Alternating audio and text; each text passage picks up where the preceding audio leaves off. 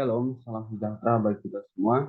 Baiklah, pada video kali ini saya Rivaldo Sariman Kuasagala dengan NIM D1D021 akan mempresentasikan tentang kriopreservasi yang dimana ini adalah suatu tugas dari mata kuliah Teknik Konservasi In situ dan Ex situ yang diampu oleh Ibu Irsinyur Nursanti Esut MSI.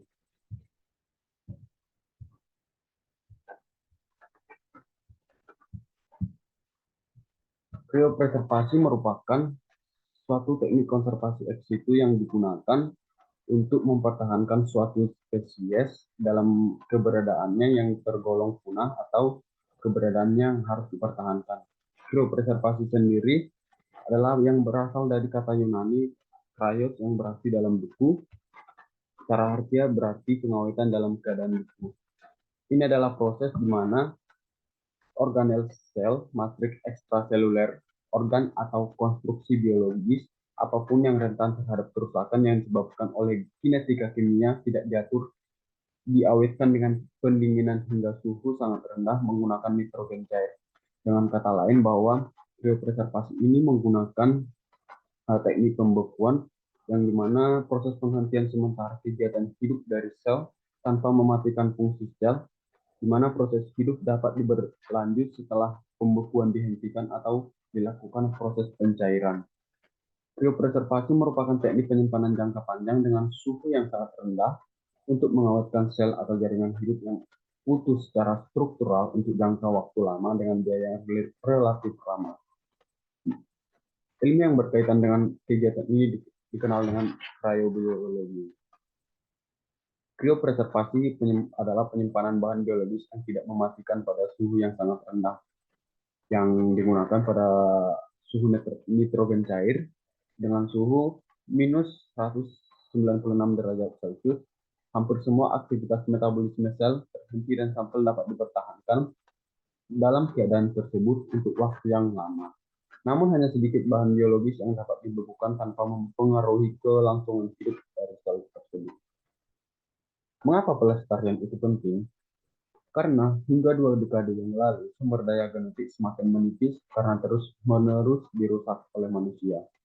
Tidak bisa dimungkiri bahwa jumlah dari penduduk maupun manusia di muka bumi ini dari tahun ke tahun terus bertambah, sehingga mendorong manusia itu melakukan eksploitasi yang sehingga berdampak kepada sumber daya genetik yang semakin menipis yang dilakukan atau yang dirusak oleh manusia, yang dimana ini berpengaruh terhadap keanekaragaman genetik atau keanekaragaman hayati.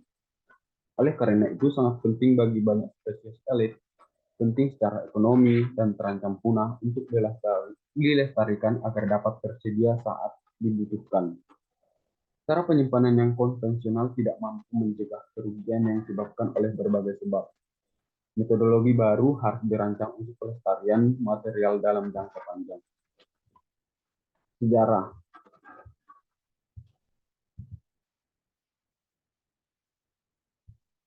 Pertama kali sejarah dilakukan oleh Ernest John Christopher Folge, seorang ahli biologi Inggris, adalah orang yang pertama memecahkan misteri bagaimana mengawetkan sel-sel hidup pada suhu yang sangat rendah pada tahun 1949. Ia secara tidak sengaja menemukan sifat krioprotektif gliserol pada sperma unggas. Selama tahun 1950-an, James Lovelock mengemukakan bahwa peningkatan konsentrasi garam dalam sel karena dehidrasi akibat kehilangan air mengakibatkan kerusakan sel, dan ia juga mengusulkan mekanisme kerja krioprotektan. Krioprotektan ini merupakan suatu bahan untuk melindungi jaringan sel atau jaringan biologis dari kerusakan akibat dari pembekuan. Kemudian pada tahun 1953, penelitian Jerome K. Sherman menuntunnya untuk berhasil membekukan dan mencairkan sperma manusia. Pada tahun 1983, Alan Tronson dipuji atas keberhasilannya mencapai kehamilan setelah membekukan embrio manusia awal 1 hingga 3 hari setelah pembuahan.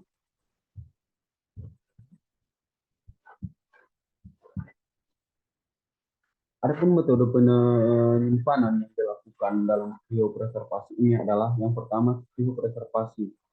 Umumnya pada kriopreservasi, penyimpanan yang digunakan adalah menggunakan nitrogen cair, yaitu dengan suhu 196 derajat Celcius. Penyimpanan dingin yaitu pada suhu rendah dan tidak beku. Ketiga yaitu tekanan rendah, yaitu untuk mengurangi sebagian tekanan atmosfer. Penyimpanan oksigen rendah melibatkan penurunan kadar oksigen namun tetap mempertahankan tekanan. Kemudian adalah prinsip dari kriopreservasi itu sendiri. Untuk membawa sel atau jaringan tanaman ke keadaan metabolisme nol yang tidak membelah dengan mengurangi suhu dengan adanya krioprotektan dilakukan dengan lebih dari karbon dioksida padat pada suhu 79 derajat Celcius di freezer bersuhu rendah 80 derajat Celcius dalam fase uap nitrogen pada suhu 150 derajat Celcius dalam nitrogen cair atau N2 pada suhu minus 196 derajat Celcius. Adapun mekanisme kriopreservasi yaitu adalah pemilihan bahan tanaman. Tentu dalam pemilihan bahan tanaman ini kita harus memilih tanaman yang berkualitas sehingga sehingga mendapatkan sampel yang juga berkualitas untuk tetap bertahan dalam proses pembekuan. Kemudian pra pertumbuhan. Yang ketiga adalah penambahan krioprotektan, yaitu krioprotektan ini adalah uh, untuk melindungi jaringan sel atau jaringan biologis dari kerusakan akibat dari teknik pembekuan yang dilakukan pada teknik kriopreservasi ini. Kemudian adalah dilakukan pembekuan, kemudian penyimpanan dalam nitrogen cair, pencairan, pencucian dan pengolahan kembali, pengukuran kelangsungan hidup, dan regenerasi tanaman. Ini adalah beberapa contoh dari proses dari kriopreservasi.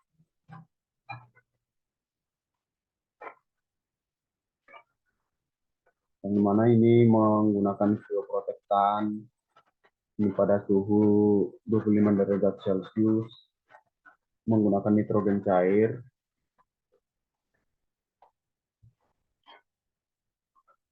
Selanjutnya adalah pemilihan bahan tanaman. Kondisi morfologi, fisiologis, bahan tanaman mempengaruhi kemampuan eksplan untuk bertahan hidup selama dilakukannya teknik kriopreservasi ini.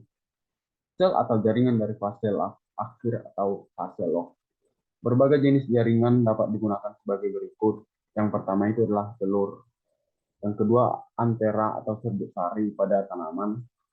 Kemudian embrio, kemudian endosperma, dan yang terakhir adalah protoplasma.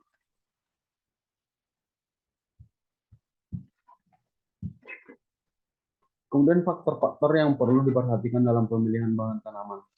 Yang pertama itu adalah jaringan harus dipilih dari tanaman yang sehat. Seperti yang saya jelaskan tadi, bahwa tanaman yang harus dipilih atau sampel yang akan digunakan adalah dari tanaman yang sehat. Kemudian kecil, ukurannya itu kecil sehingga memuatkan dalam menghemat dalam penyimpanan dalam krioprotektan dalam suatu wadah untuk menghemat dari ukuran tersebut. Yang ketiga adalah mudah. Yang keempat, kaya akan sitoplasma. Yang kelima, sel-sel meristik dapat bertahan hidup lebih baik dibandingkan sel-sel yang lebih besar. 6. Sel yang sangat bervakuola. Ketujuh adalah cair dari air sel atau jaringan yang digunakan untuk kriopreservasi haruslah cair, air yang dapat dibekukan dengan kadar rendah, jaringan dapat tahan terhadap suhu yang sangat rendah. Pertumbuhan. Perawatan prapertumbuhan melindungi jaringan tanaman terhadap paparan nitrogen cair. Prapertumbuhan melibatkan penerapan bahan aditif yang diketahui dapat meningkatkan toleransi tanaman terhadap stres. Misalnya adalah asam absitat, kedua pralin, dan yang terakhir adalah trehalosal. Penambahan krioprotektan. Krioprotektan adalah zat yang digunakan untuk melindungi jaringan biologis dari kerusakan akibat pembekuan atau yang pembekuan akibat es atau mencegah cryodestruction. Yang kedua adalah bertindak seperti anti beku. Yang ketiga adalah mereka menurunkan suhu beku, yang terakhir meningkatkan kekentalan dan mencegah kerusakan sel. Misalnya adalah sukrosa, alkohol, glikol, asam amino atau prolin, DMSO, atau dimetil sulfoksida. Umumnya, dua krioprotektan harus digunakan bersamaan, bukan dari salah satunya. Pembekuan. Pembekuan adalah transisi fase di mana cair berubah menjadi padat ketika suhunya diturunkan di bawah titik bekunya. Sensitivitas sel terhadap suhu terendah bergantung pada spesies tumbuhan. Metode pembekuan yaitu pembekuan lambat, pembekuan cepat, dan penurunan titik beku. Metode pembekuan lambat yaitu jaringan dibekukan dengan penurunan suhu minus 0,5 derajat Celcius hingga minus 5 derajat Celcius per menit dan dipindahkan ke nitrogen cair. Pendinginan yang lambat memungkinkan aliran air dari sel keluar, sehingga pembentukan es ekstraseluler bukannya pembekuan intraseluler yang mematikan. Digunakan untuk kriopreservasi meristem seperti tumbuhan kacang polong, kentang, dan singkong. Metode pembekuan cepat. Bahan yang dimasukkan ke dalam nitrogen cair dengan penurunan suhu dari minus 300 derajat Celcius hingga minus 1000 derajat Celcius per menit atau lebih. Cara ini secara teknis sederhana dan mudah ditangani. Digunakan untuk kriopreservasi ujung suntikan spesies seperti tumbuhan kentang, stroberi, dan brassica. Metode pembekuan langkah. Dalam metode ini, pembekuan diturunkan hingga minus 20 derajat Celcius hingga minus 400 derajat Celcius. Penghentian selama kurang lebih 30 menit, lalu pembekuan cepat tambahan hingga minus 196 derajat Celcius dilakukan dengan memasukkan nitrogen cair. Penyimpanan bahan beku pada suhu yang tepat sama pentingnya dengan pembekuan.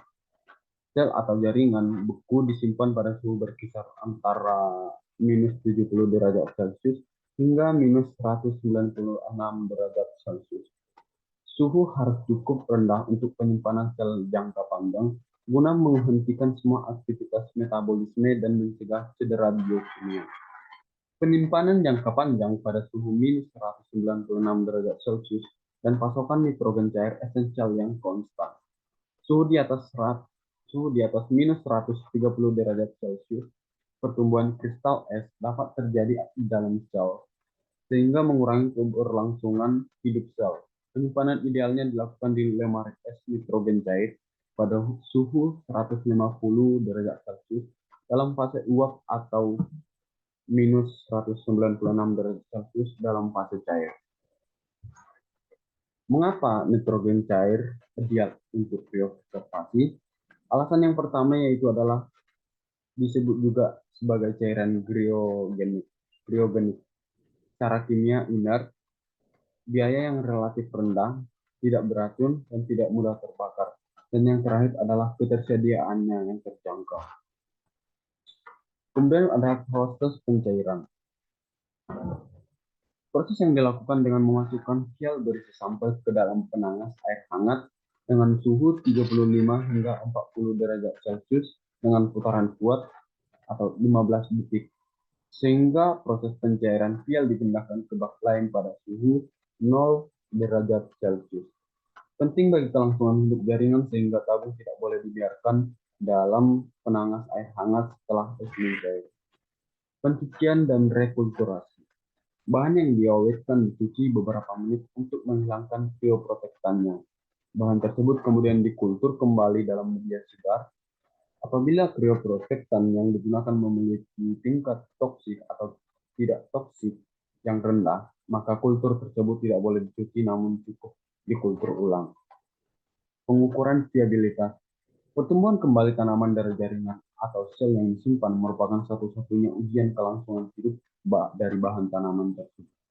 Berbagai uji viabilitas meliputi pewarnaan fluoresen diacetat atau FBI, pengukuran pertumbuhan berdasarkan jumlah sel, berat kering dan segar. Metode pewarnaan IMP adalah yang pertama triphenyl tetrazolium fluorida, Yang kedua adalah pewarnaan biru EVA. Uji tripanel tetrazoline klorida. Kelangsungan hidup sel diukur dengan banyaknya produk formajan merah yang berbentuk akibat penurunan uji TTC yang diukur secara spektrometri. Hanya sel hidup yang mengandung enzim mitokondria dehidrogenase yang mereduksi TTC menjadi formajan merah yang akan diwarnai, dan sel mati tidak menyerap pewarna. Pewarna biru evan. Satu tetes larutan biru evan 0,1% ditambahkan ke suspensi sel pada kaca objek mikroskop dan dia mati di bawah mikroskop cahaya. Hanya sel-sel yang tidak dapat hidup atau sel-sel yang matilah yang diwarnai dengan warna biru evan. Persen sel yang layak sama dengan jumlah sel fluoresen dikali 100 kali jumlah total sel yang layak ditambah dengan yang tidak layak. Viabilitas sel individu diuji dengan pewarnaan biru evan dan fluoresen diasetat. Regenerasi tanaman. Tujuan akhir kriopreservasi plasmanuva adalah untuk meregenerasi tanaman yang diinginkan. Untuk pertumbuhan dan regenerasi tanaman yang tepat atau sel jaringan, kriopreservasi harus dirawat dan ditumbuhkan dengan hati-hati. Penambahan zat pemati pertumbuhan tertentu selain pemeliharaan kondisi lingkungan yang sesuai seringkali diperlukan untuk keberhasilan regenerasi tanaman.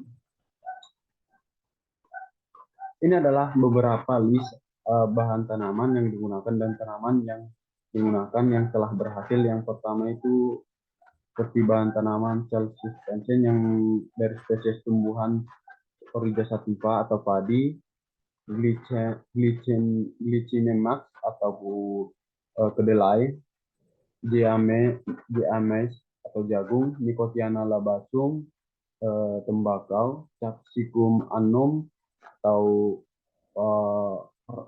paprika, dan beberapa tanaman boleh dilihat di sini. Kemudian adalah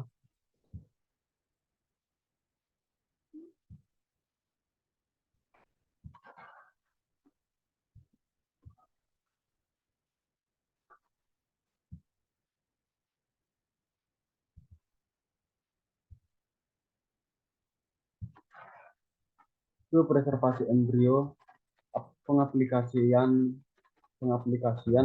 kriopreservasi embrio, jaringan ovarium oosit, dan jaringan testis. Metode ideal untuk konservasi material jangka panjang. Ketiga, tanaman bebas penyakit dapat dilestarikan dan diperbanyak. Benih recalcitrant dapat bertahan lama. Yang kelima adalah spesies yang terancam punah dapat dipertahankan. Yang keenam adalah serbuk sari dapat dipertahankan untuk meningkatkan longevitas. Ini adalah ada dua referensi yang saya sarankan untuk teman-teman untuk membaca dari mendalami dari teknik kriopreservasi. Mungkin sekian presentasi yang bisa saya sampaikan. Kurang lebihnya saya mohon maaf. Marilah kita sama-sama menjaga lingkungan kita, karena lingkungan kita adalah tempat kita hidup bersama. Cukup sekian yang bisa saya sampaikan. Terima kasih.